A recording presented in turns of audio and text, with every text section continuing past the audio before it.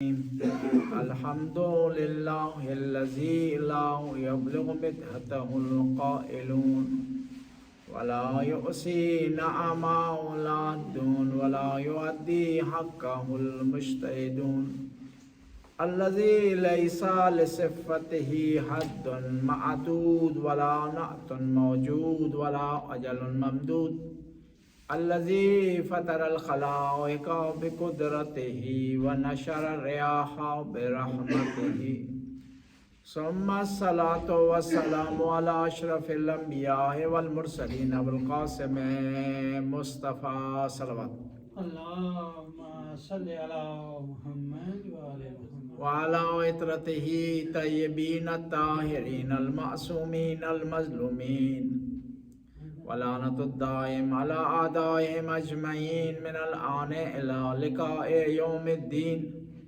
بسم الله الرحمن الرحيم قال الإمام زين العابدين عليه السلام اللهم صل على محمد وآل محمد ومتعني بهدى صالحا لا أستبدل به وطريقا حق لا أزيغ عنها وطريقة حق لا أزيغ عنها صلوات اللهم صل على محمد امام زین العابدین کی دعائے مکارم الاخلاق ہے جس میں امام علیہ السلام خدا کی بارگاہ میں دعا کر رہے ہیں اور ہمیں دعا کرنے کا طریقہ سکھا رہے ہیں اور ہمیں بتا رہے ہیں کہ ہم نے اپنے پروردگار سے کس چیز کا مطالبہ اور کس چیز کی درخواست کرنی چاہیے، اور یہ بھی بتا رہے ہیں کہ ہر دعا سے پہلے ضروری ہے کہ درود پڑھا جائے،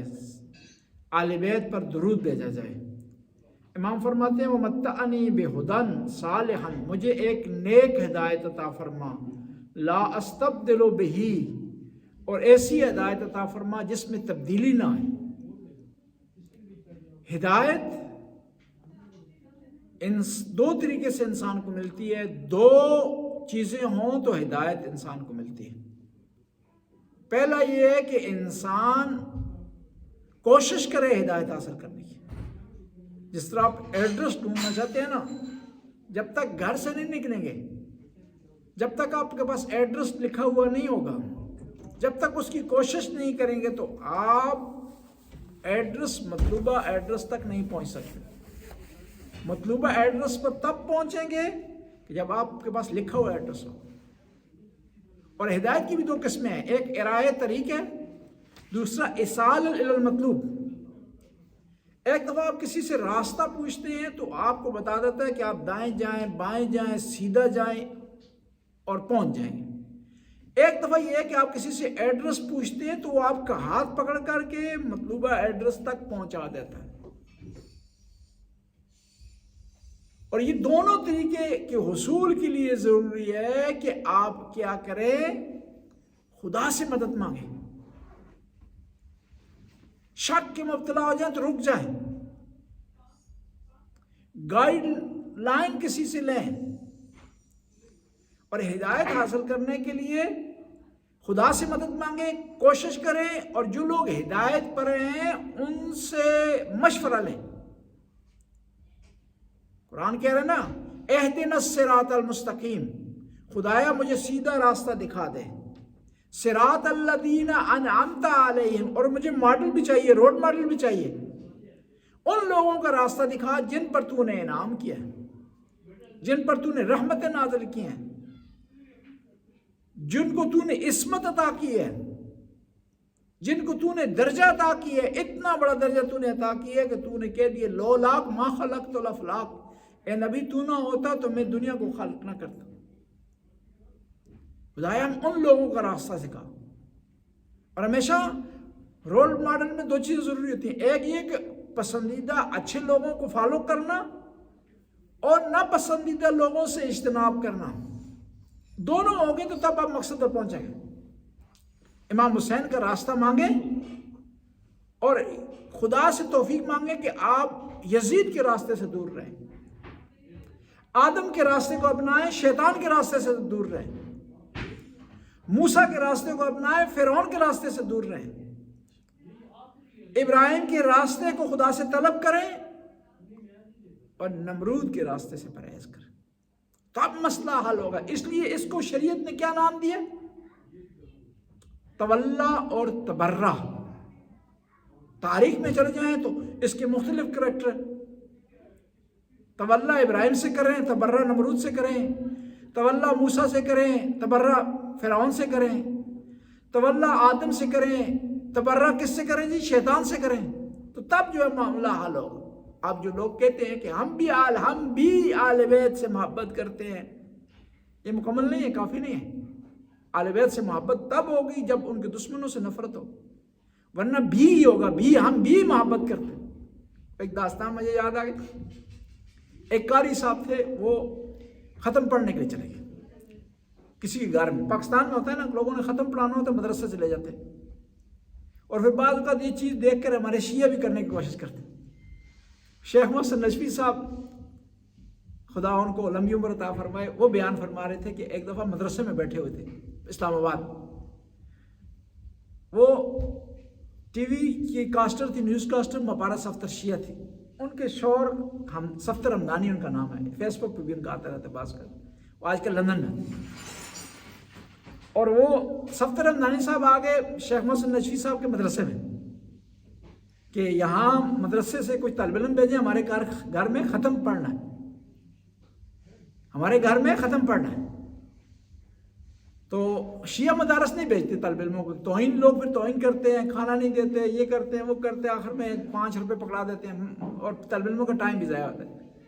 شیعہ مدرسے نہیں بھیجتے طالب علموں کو، تو وہ بھی سنی مدرسوں کی پیروی کرتے ہوئے آگے مدرسے میں ہم صفتر ہمدانی صاحب پہلے اپنا تعارف انہوں نے اس طرح کروایا کہ میں نیوز کاسٹر کا شوہر ہوں، میرا نام صفتر ہمدانی ہے اور طالب علم بھیجیں۔ تو انہوں نے شیخ محسن نجفی صاحب بڑے مزاحیہ، انہوں نے کہا تمہیں ٹی وی میں کوئی نہیں ملا، یہاں آ گئے تو یعنی کیا ہے بتانے کا مقصد یہ ہے کہ جو ہے وہ بعض چیزیں ہم جس معاشرے میں رہ رہے ہوتے ہیں اس کو فالو کرنا شروع کر دیں، اور پھر علماء سے پوچھتے ہیں کہ اسی قسم کی چیز جو ہمارے معاشرے میں چل رہی ہے اکثریت کے پاس ہے، وہ ہمیں بھی ملنے چاہیے، وہ بھی ہمارے پاس ہونے چاہیے، اور اس کا بعض کو فائدہ ہوتا ہے، بعض کو نقصان ہوتا ہے۔ فائدہ کہاں ہوتا ہے اس کا؟ مثلا پاکستان میں اکثریت اہل سنت کے 5 آدمی ایک آفس میں کام کر رہے ہیں، اور 5 میں سے ایک شیعہ ہے، 4 اہل سنت ہیں، یہ 4 جمعے پر جا رہے ہیں، تو یہ شیعہ بھی جمعہ ڈھونڈے گا، ان کے جمعے میں نہیں جائے گا لیکن اپنا جمعہ ضرور ڈھونڈے گا کہ میرے 4 کلیگ جو ہے کہیں چلے گئے کسی مقصد کے، مجھے بھی وہاں پر جو ہے وہ چلے جانا چاہیے۔ اور اسی وجہ پر ایک اور چیز ہوتی ہے بعض کا، یہ دیکھیں ہمارے برادران اہل سنت نماز میں جب جماعت سے پڑھ رہے ہوں تو جب وہ سورہ الحمد ختم ہوتی ہے، پیش نماز ختم کرتا ہے تو کہتے ہیں آمین، پھر بعد میں سما آمین نہیں کہتے، صرف آمین کہتے ہیں، ویسے دعاؤں میں کہتے ہیں سما آمین۔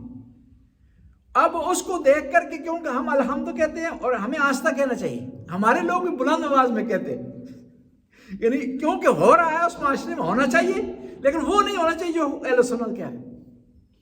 اسی وجہ سے دیکھیں مسجد توحید میں عرب زیادہ ہیں، اور وہ ایک ایسے معاشرے سے ہیں جہاں اکثریت کی شیعہ کی ہے، وہ بلند آواز سے الحمدللہ رب العالمین نہیں کہتے ہیں، ہمارے لوگ کہتے ہیں، اور ہم نے کس کو سیکھا ہے؟ وہاں سے اس معاشرے سے، ایک سنی معاشرے سے ایک چیز جو ہم سیکھ کر آ گئے اور اس کو فالو کرنے کی ہم جو ہے وہ کوشش کرتے ہیں۔ اسی وجہ سے بعض کا تھوڑا بہت فرق معلوم ہو جاتا ہے پاکستانی شیعوں میں، ایرانی اور عراقی شیعوں میں، بعض جگہ پر وہ مقامی ثقافت کی وجہ سے، مقامی جو ہے وہ تہذیب کی وجہ سے اور اقلیت اور اکثریت ہونے کی وجہ سے اس میں تھوڑا بہت فرق آ جاتا ہے۔ میں عرض کر رہا تھا کہ تولا اور تبرہ جو ہے وہ ضروری ہے، قرآن نے اس کو بیان کیا ہے، اہدنا الصراط المستقیم صراط الذین انعمت علیہم، خدایا ان لوگوں کا راستہ ہمیں دکھا جن پر تو نے انعام کیا، یہ تولا ہے، غیر المغضوب علیہم ولا الضالین، ان لوگوں کے راستے سے بچا ہمیں کہ جن پر تو نے غضب کیا ہے، ناراضگی کا اظہار کیا ہے اور وہ گمراہی والے لوگ ہیں۔ بس ہمیں تولا اور تبرہ کا دامن نہیں چھوڑنا چاہیے، بلکہ نیچر میں جہاں ایک پازیٹیو ہوگا وہاں ایک نیگیٹو ہوگا، नेगेटिव पॉजिटिव होने से मामला आगे बढ़ता है, वरना मामला रुक जाता है। नेचर में भी इस तरह है, वरना नतीजा नहीं निकलता।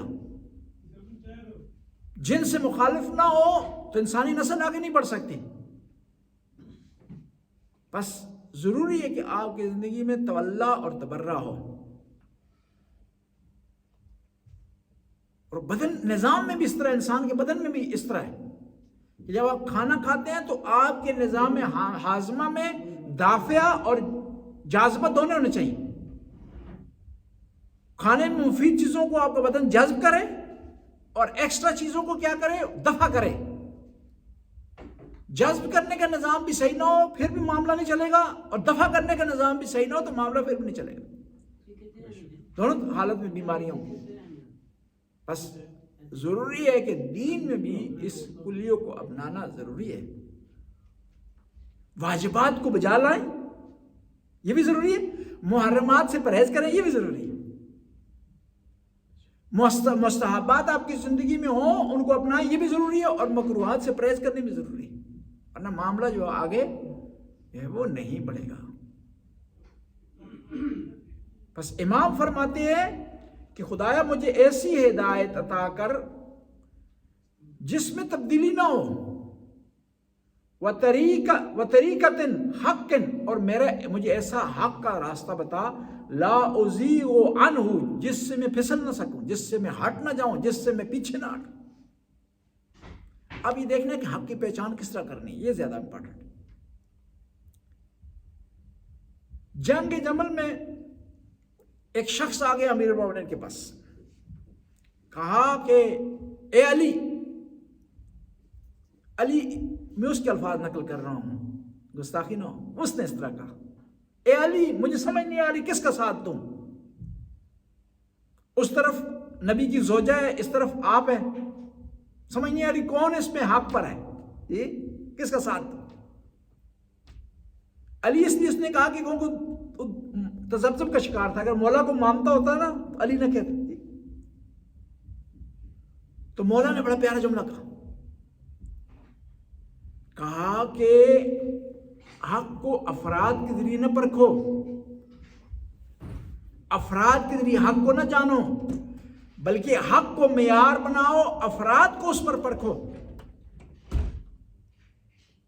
ये ना देखो कि आदमी की दाढ़ी बड़ी है यही सही होगा, माथे पर मेहराब बना हुआ है ये सही होगा, नमाज में अगली सफ में खड़ा होता है ये सही होगा, बल्कि हक का मेयार मुकर्रर करें, देखे उस पर उतर रहा है तो उसको अपना ले, वरना न अपनाए। एक जुमला यहां पर अर्ज करूंगा। अबू राफे हैं, इमाम अली के सहाबी हैं, जंग जमल में भी आए हैं, सफीन में भी आए हैं, और उम्र रसीदा थे, बहुत बड़ी उम्र हो गई थी इनकी, बहुत बूढ़े थे। किसी ने कहा, अबू राफे तू इस उम्र में इस ज़ईफ़ी के आलम में असा हाथ में पकड़ा हुआ तूने, कमर तेरी झुकी, तू जंग में क्या कर? जंग तो क्या हो कि ताकतवर लोगों के लिए, जवानों के लिए है ना जी, बूढ़े जंग में नहीं आता, और ना ही उसे आना चाहिए, क्योंकि फौज की ताकत तो बढ़ा नहीं रहा, कमजोर कर रहा है। दुश्मन देख करके ओहो बूढ़े बूढ़े आए हुए हैं, ये आसान हाथ में पकड़ा हुआ है, ये क्या हमारा मुकाबला करेगा। दुश्मन को हौसला मिलता है और अपने साथियों को कमजोरी मिलती है। कहा तू किस लिए मैदान जंग में? कहा बताने के लिए आया हूं कि हक किसके साथ है, बताने के लिए आया हूं कि हक अली के साथ है। मुझे पता है मैं लड़ नहीं सकता, लेकिन ये इजहार करने के लिए हूं कि हक किस तरफ है। बस हक को मेयार बनाए, अफराद को मेयार ना बनाए, अफराद की पूजा ना करें। अफराद गलती कर सकते हैं, मिस्टेक पर हो सकते हैं, आज सही है कल गलत हो सकते हैं, आज गलत है कल सही हो सकते हैं। और ये एक आदमी गलत हो ना, अगर उसको देखे ना सही काम कर रहा हो, ताज्जुब ना किया करें, बदल सकता है इंसान। इंसान के बदलते हुए लम्हा नहीं लगता, लहजा नहीं लगता। इसलिए कहा जाता है, दुआ में कहते हैं कि खुदाया हमारी आकबत बखैर करे, यानी आखिरत हमारी अच्छी हो। जब सांस निकल रहा हो, मौत करीब हो, उस वक्त मामला सही चलें। और दुनिया में बहुत से लोग ऐसे थे, پہلے صحیح نہیں تھے بعد میں صحیح ہو گئے. بہت سے لوگ ایسے تھے جو پہلے صحیح تھے بعد میں غلط ہو گئے. طلحہ اور زبیر وہ آدمی ہے جس نے امیر المومنین کی خلافت اور امامت کے لیے مصیبتیں برداشت کی ہیں، سختیاں برداشت کی ہیں، تان و تشنی برداشت کی ہے، معاشرے میں رہا ہے، سینکشن اس پر لگی ہیں، لیکن اس طرح نہیں ہو سکا جس طرح ابو ذر تھا. ابو ذر آخر تک، سلمان فارسی آخر تک، عمار یاسر آخر تک. اور جس وقت طلحہ اور زبیر نے اہل بیت کے حق میں تلوار اٹھائی ہے اس وقت عمار یاسر بھی ان کے ساتھ تھے، سلمان فارسی بھی ان کے ساتھ تھے، بلکہ سلمان فارسی سے زیادہ اس نے کارنامے کیے ہیں، اہل بیت کی حمایت میں زیادہ کوشش کی ہے طلحہ اور زبیر، لیکن آخر نہیں حاصل کر سکا. طلحہ زبیر وہ ہے کہ ٹائم ہو گیا، ٹائم کتنا ہوا جی؟ 3 منٹ، 3 اچھا ٹائم ہے جی. صلوات پڑھیں جی.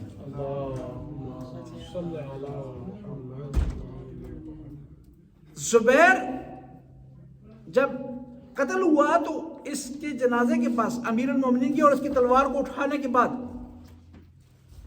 غمزدہ الفاظ ادا کیے مولا نے. کہا یہ وہ تلوار تھی جو نبی کے چہرے سے غبار غم دور کیا کرتی تھی، نبی کو پریشان نہیں ہوا دینے دیتی، یہ وہ تلوار ہے. لیکن افسوس یہ کہ آج میرے مقابلے میں آ گئی. اور اس کے مقابلے میں کچھ لوگ ایسے ہیں ساری زندگی اہل بیت سے دور رہے لیکن آخری وقت اہل بیت کے دامن میں لگا ہو رہے ہیں. جیسے حتیٰ وہ لوگ مسلمان نہیں تھے، وہاں بھی قلبی مسلمان نہیں ہے، دین سے کوئی تعلق نہیں ہے، شریعت سے کوئی تعلق نہیں ہے، لیکن خدا نے نصیب کیا آخر میں آگے مولا کے پاس. زہیر کین اہل بیت کی مخالف پارٹی میں تھے، اہل بیت کے مخالف تھے، لیکن کربلا کے شہداء میں ان کا نام لکھا گیا. اس کے مقابلے میں کچھ لوگ ایسے تھے جو مدینہ میں سے امام حسین کے ساتھ چلے، شب عاشور کو بھی کھڑے رہے امام کے ساتھ، چراغ بجھا پھر بھی نہیں گئے، لیکن عاشورہ کے دن چلے نواسہ رسول کو تنہا چھوڑ. بس یہ دعا کریں کہ انسان کی عاقبت بخیر ہو، آخر دم تک آخر میں کلمہ پڑھنا نصیب ہو، انسان ہدایت پر رہے. اور یہ دعا سے حاصل ہو سکتا ہے، توفیق سے حاصل ہو سکتا ہے، کوشش کے ساتھ ساتھ. اللہم صلی علی محمد وعلی. خدایا ہمیں اہل بیت کے راستے پر چلنے کی توفیق عطا فرما. خدایا ہماری عاقبت بخیر کر. یا اللہ دین اسلام پر ایمان پر دنیا سے رخصت ہونے کی توفیق عطا. خدایا اس وقت تک جب تیری ذات پاک ہم پر راضی نہ ہو جائے ہمیں دنیا سے رخصت نہ فرما. ربنا آتنا فی الدنیا حسنہ وفی الآخرۃ حسنہ وقنا عذاب النار. اللہم صلی علی محمد.